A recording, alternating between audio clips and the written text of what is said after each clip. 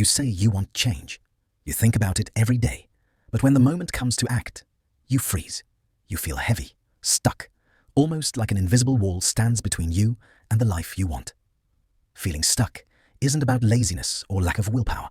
It's usually the nervous system saying, I don't feel safe to move forward yet. Your body remembers what happened the last time you tried, and it's trying to protect you from that again. Every stuck place hides an unconscious agreement. If I stay here, I won't fail again. If I don't try, I won't be disappointed.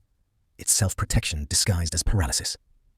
That invisible wall isn't blocking your path. It's made of all the things you've avoided feeling. Unprocessed emotion becomes tension, tension becomes fear, and fear becomes stillness. You're not fighting laziness. You're fighting old pain. Your mind wants progress, but your body wants safety. And until both agree, you can't move. Movement begins, not when you force it, but when you create safety inside the motion.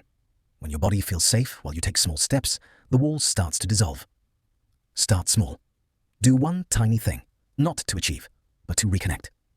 The goal isn't progress. It's proving to your nervous system. Moving forward doesn't mean danger anymore. You are not behind.